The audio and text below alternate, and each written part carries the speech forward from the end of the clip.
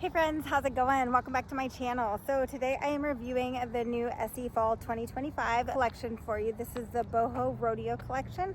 I did pick this up at Ulta and I see that it's starting to become available at Ulta and like CVS and a few other places, so keep your eye out. I will leave a link down in the description for you to purchase these through my affiliate link if you are interested. You guys know that I greatly appreciate if you choose to use it, so thank you very much. Now without further ado, I gotta get on to my run and you guys gotta see some nail polish, so let's do this.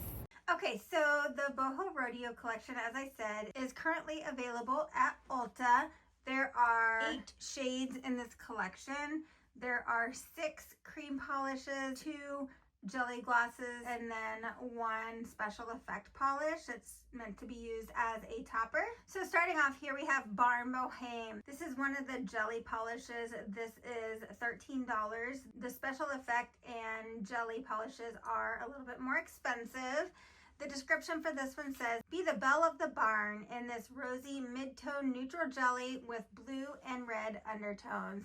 And this polish, I didn't think I was gonna like it at all, but it applies really nicely and it's pretty opaque on that second coat. I'm not a huge fan of this color, but it's a nice polish. Here you can see how the polish looks under studio lighting, and then comparisons. Here we have, so Essie Suit and Tide was pretty close, but maybe a little bit more orange. OPI El Matadorni was a little bit more pink, and then Orly Parks and Parasols was more peach. But I would say all of these are really close and they're in the same color family.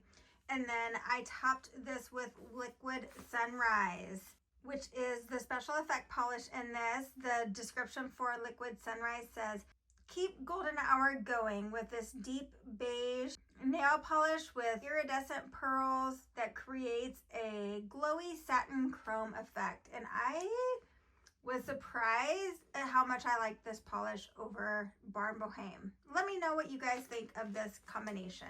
And next up we have Too Hot to Tame. The description for this one says, out west things get wild, so unlock your untamed side with this neutral nude pink with soft yellow and blue undertones. And this is a really pretty polish. It goes on so nicely. It's an easy 2-coater. It's your typical Essie cream that is perfection. Here you can see how the polish looks under studio lighting. And then here you can see Essie Sorrento Yourself was pretty close. It wasn't as pinky red as Too Hot to Tame, but it was pretty close.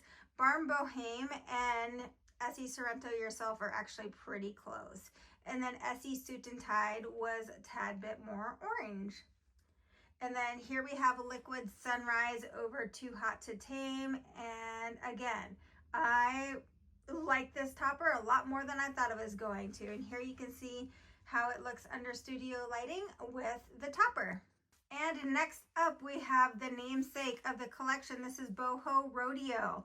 I was surprised how red this one actually is. The description for this says, ride into the sunset in style with this warm, rich mahogany with red undertones. This had an amazing formula and was an easy 2-coater. Here you can see how the polish looks under studio lighting, and I'm a huge fan of this polish. And then getting right into comparisons, here we have Essie Bedrock and Roll was a bit more red. Olive Ave Goldstone was a little bit lighter, as was Zoya Rider. You can see the brown tones in Boho Rodeo here. And then next up, I pulled out Essie Bold and Bolder, which doesn't compare at all. It's a lot darker and more of a maroon shade. Zoya Dion was much darker. And then because Zoya Dion was so dark, I pulled out Essie Fringes and Saddle, which is coming up here soon. And you can see those are actually pretty gosh darn close. Okay, and then here you can see Liquid Sunrise over Boho Rodeo. And once again, this topper is so pretty over so many polishes. Here it is under studio lighting. And moving along to the next polish, here we have Save a Cowboy. Save a Cowboy is described as a warm chestnut with yellow undertones, and it's a gorgeous polish. It really reminded me of Plain Koi, but I couldn't find that polish, so I don't have that to compare it to. But this is such a pretty fall brown. Here you can see how the polish looks under studio lighting and comparisons. Here I pulled out polishes that don't compare at all. Again, there are so many browns, but there are so many different tones of browns. It's so crazy. So Essie mismatched to match, and Rooting for You are completely more purple. And then I wanted to show how Too Hot to Tame and Save a Cowboy compare next to each other, so you can see that there. Then we have Zoya Colin, was a little bit more similar, but maybe a little more red. Orly Canyon Clay was darker, and then OPI Endless Center was lighter.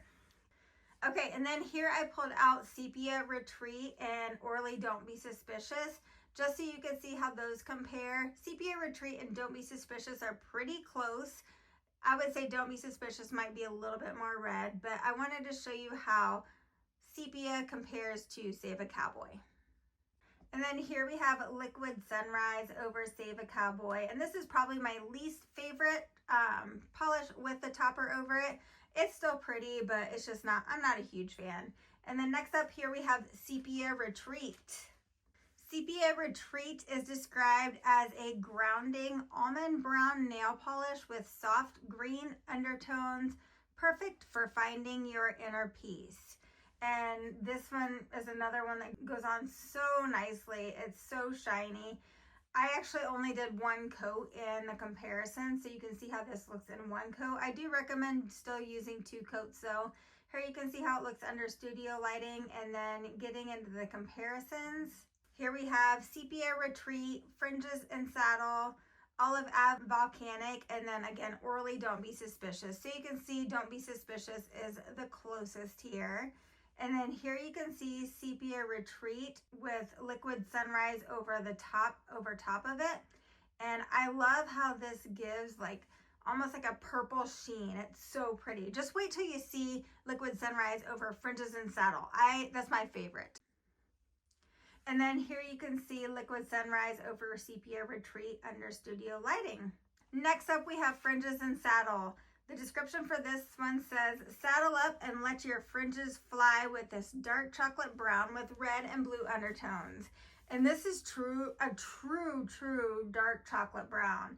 There's a little bit of redness when you do that first coat, but I feel like the redness disappears when you apply the second coat. It's just a really dark, pretty brown. And this polish makes me so excited for fall right now. Here you can see how the polish looks under studio lighting, and then we have a lot of comparisons here. So OPI Brown to Earth was similar, but it might be even a touch darker than Fringes and Saddle. Sepia Retreat obviously is lighter, and then OPI Espresso Your Inner Self. I didn't realize how red toned that polish was, but here you can see how that looks. Next up we have Zoya Ophelia was darker, and then Essie Truth or Flare is a lot lighter than those 2 polishes. Essie Odd Squad was almost more brown. Fringes and Saddle actually looks almost black here. Essie Odd Squad is really dark as well, but it looks a little bit more of a true brown. Sepia Retreat, here you can see how that compares to Odd Squad. Odd Squad is darker. And then I pulled out Mink Muffs, which is lighter. Next up we have Essie Gel Couture All Checked Out. Has a little bit more of a purple tone to it. And then Essie No To Do, so you can see how that looks. It's just a little bit more red or lighter than Sepia Retreat. Man, there's a lot of browns out there. Okay, and here you can see Liquid Sunrise over Fringes and Saddle. It's hard to get me super excited about nail polish right now, but I'm really excited about this topper over this polish, and it makes me super excited for fall. Here you can see how it looks under studio lighting. And then next up, and last but not least, we have Charm to Stable, which is a sheer light pink jelly with neutral undertones.